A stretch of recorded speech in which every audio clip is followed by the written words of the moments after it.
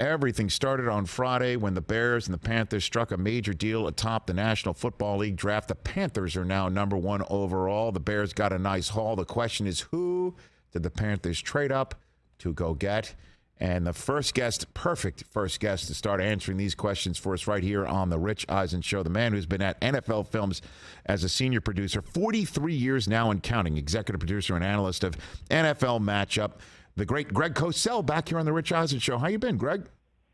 Rich, I'm doing great. How you doing? I'm doing better for talking to you, man. I mean, I appreciate that. I'm waiting for my 4-year, $80 million deal, though. I guess I'll be waiting a long time. I don't know, Greg. You've been transitioned, non-exclusive transition tag by NFL Films, so I guess everyone can match it. We'll see what happens if you want all your money guaranteed.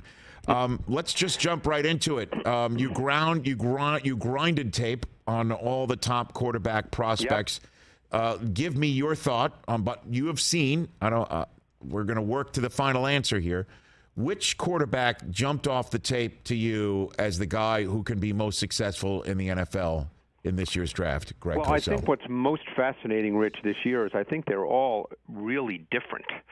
So very much it's going to be in the eye of the beholder. I mean, I think that you were at the Combine, obviously. We missed each other, but, we all saw what Anthony Richardson did, and I think a lot of people are going to look at that and disregard a lot of the tape, and it'll be interesting to see if that happens. It would not surprise me if someone felt Anthony Richardson was the first pick in the draft. The biggest issue he has, number one, he hasn't played a lot of football. Number two, he struggles to control the ball, and by that I mean his ball placement is really poor, and if you can't control the ball, you can be really good at every other thing involving quarterback play, but it's really hard to be a high-level quarterback in the NFL if you can't control the ball.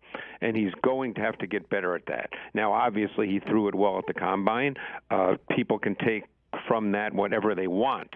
But there's no question his size, his arm strength, his ability to run, those are things that will get people excited, and they should.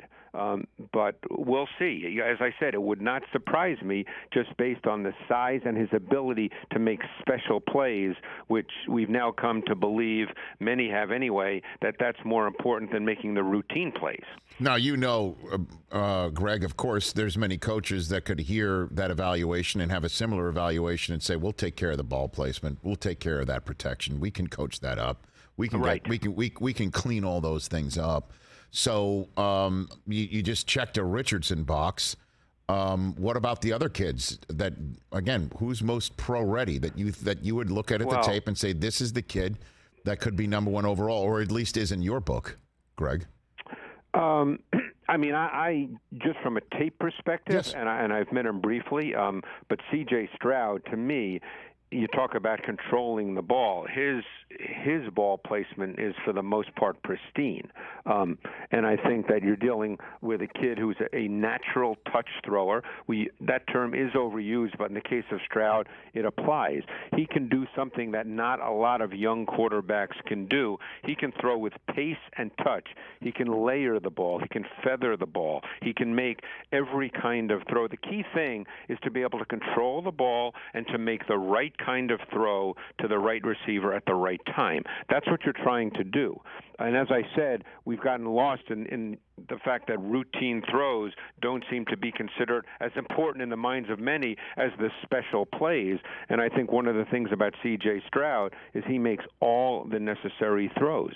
And he does have much better pocket movement than he was given credit for, and not just the Georgia game.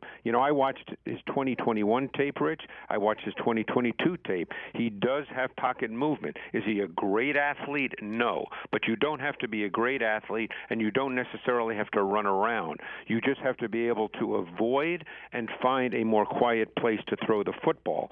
He can do that, and he's such an easy thrower. And the thing I like about him is he's shown a willingness to be aggressive throwing the football, and versus man coverage in particular, and you need to do that in the National Football League. Your grinding of the tape, Greg Cosell, of Bryce Young has shown you what? Right ahead. Bryce Young is a really fun player to watch. his spatial awareness is outstanding. It's very similar to Mahomes in that regard. What do you mean by that? What do you mean by spatial awareness? The natural feel of where people are in relation to you, of where people are down the field, of where people are all over the field. He just has a sort of an innate sense of where people are in relation to himself, and that's spatial awareness. And his vision is outstanding, both in the pocket and on the move. So when he moves, he sees things with great clarity, and therefore he can make really good, clean throws on the move.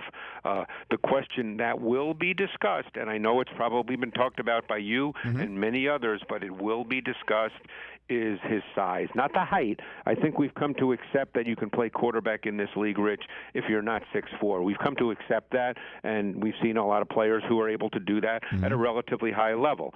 I think it's going to be more the frame than the height, and that will be a discussion. I'm still not sure how I come down on that, but the kid is a phenomenal kid. I've gotten to know him. I guarantee he blew away people with the interview process. I guarantee he'll do phenomenally well at his pro day. So you just have to decide how you feel about someone. I know he came in at 204. My guess is he probably played at 185 or 190 tops. So the question is, how do you feel about that at the NFL level? Well, I don't know. I don't know. I'm being honest. No, of course. I hear you, Greg. And I was asking a whole bunch of people at the Combine and overheard some conversations as well, about how few times you can't really even point to a play on tape or any play that he's ever had where you're like, yeah, his height was a problem right there, and that he has an ability to still be able to see the field, as you pointed about spatial awareness and what have you. Is there any moment you saw on tape where his size was a problem, where a hit knocked him off kilter in a way that a bigger quarterback would not have been? Anything like that, Greg? I think the only time you notice that, because he does not have a big arm, okay? I mean, he certainly doesn't have a weak arm, but he doesn't have a big power arm. Yeah. Is the only time you do notice that is if the pocket does get squeezed and he can't leave the pocket. Yeah. And at times he would just have to throw the ball and it wouldn't come out with a lot of juice on it, a lot of velocity, because he's not a big power thrower. That's not his game.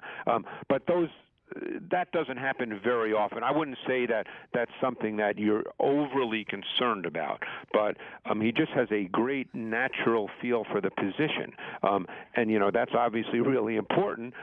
And his movement, which is something we didn't talk about a lot after the 2021 season when he won the Heisman, became a much bigger factor this year with a lesser offensive line and lesser receivers. So he had to move more, and we saw the movement ability that he does have and the awareness that he has when he does move. And that's something he'll probably have to do at the NFL level. NFL Films senior producer, once again, back here on the Rich Eisen Show after grinding the tape on all the top quarterback prospects in this year's draft. Greg Cosell back here on the program. What does Will Levis show you from Kentucky, Greg? Yeah, Will Levis is a really interesting guy because you just look at him and you watch him throw and you say, that's what you want. And he played for 2 years with NFL coordinators, basically. Now, in 2021 under Liam Cohen, he was very rhythmic. Everything looked really efficient, and he played at a pretty high level. I believe there were 4 offensive linemen who were drafted, if I'm not mistaken. I know 3 for sure, may have been 4.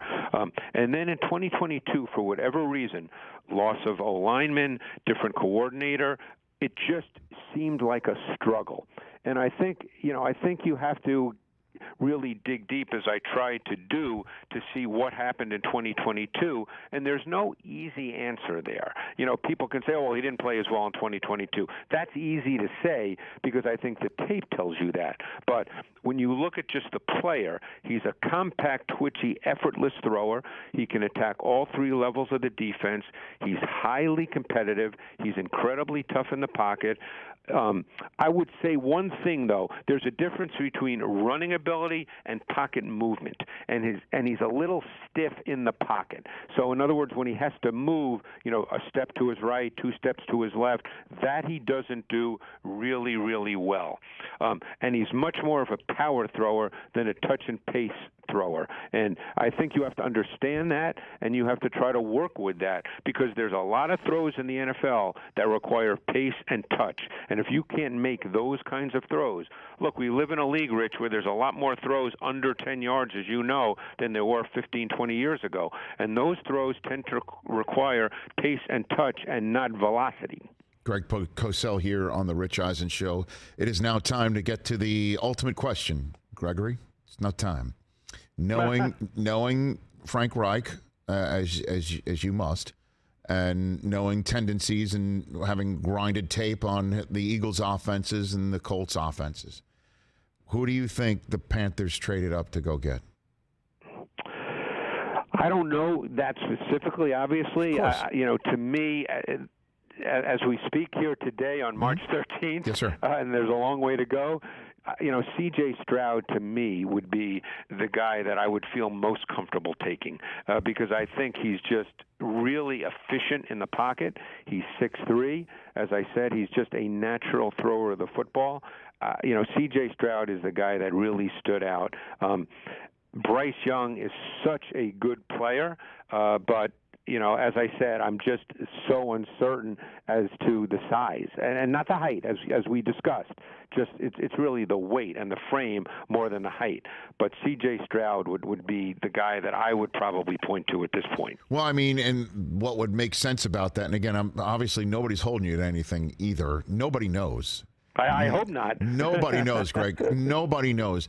But it would make sense in the fact that Young didn't throw at the combine, Stroud did, and this move was made directly on the heels of the combine and before the new league year. I mean, truly, we were 5 days removed from packing up at the combine, and this deal was struck. Right. So that does kind of dovetail in that. But then there is also the case of... But there's the Richardson factor. Right. And look, like I said, I think there's meaningful concerns about Richardson, but, people are going to look at Josh Allen, okay?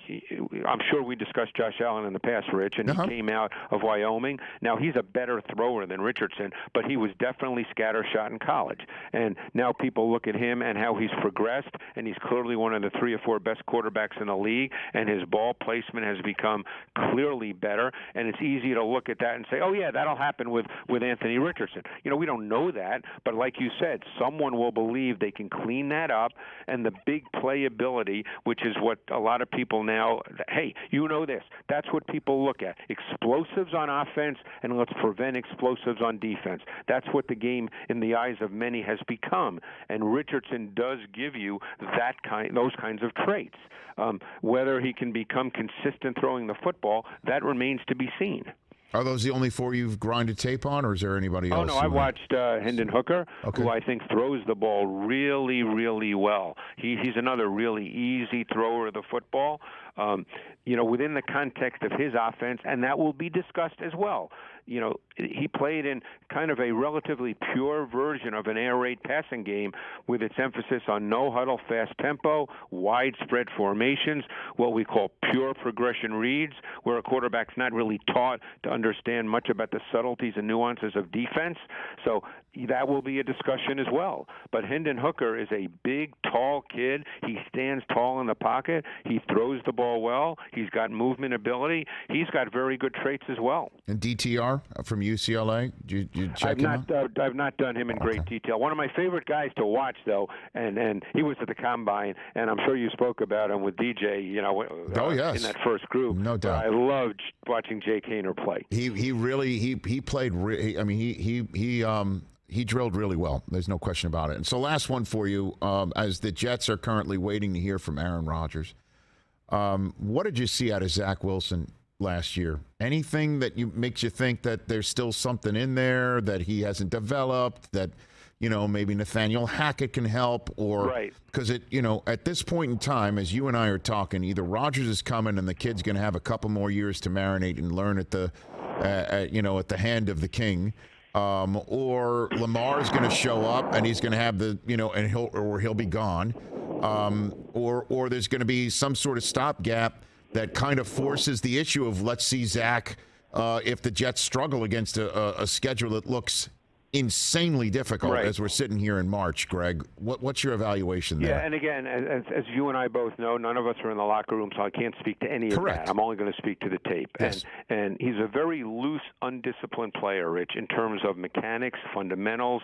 It's different, it seems, on every single throw, on every single play.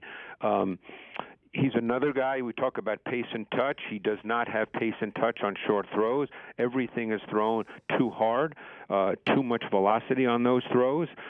He's a little bit scattershot, so he misses too many throws. And by the way, ball placement is the term I always use because even on completions, the quarterback is more responsible for run after catch than the receiver. And when a receiver is open by NFL standards, the quarterback is responsible for placing it in a spot where there's run after catch. He's not a very accurate thrower of the football right now. And every once in a while you'll see something special because, just as an easy thrower, he throws it very, very easily. Really good arm, loose arm, live arm, light athletic feet. The traits look really, really good, but there's just a number of the details and nuances and the subtleties of the position, and it starts with the fact that he's just so loose and undisciplined with his mechanics. I don't know how he's coached. I don't know how he was coached. I don't know how he will be coached. But if these things don't change, he's ultimately not going to get any better. Well, now, and just in again, total generalities, as you point out, we're not talking locker room. We're not talking about, anything other than what you see on tape and what you see on tape that can translate to neck up ability and obviously neck down ability and all of that.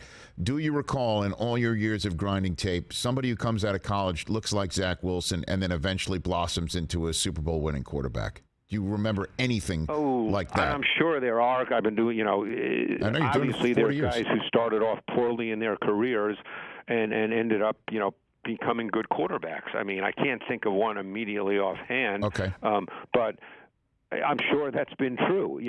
Sometimes it takes a it's change rare. of coach. Sometimes it takes a change of scenery. Right. Sometimes it takes the player himself understanding that, hey, I've got to change the way I go about doing my job. All these things you and I don't know about, obviously we're not there. Right. Of course it can happen. Again, I don't know Zach Wilson. I never met him.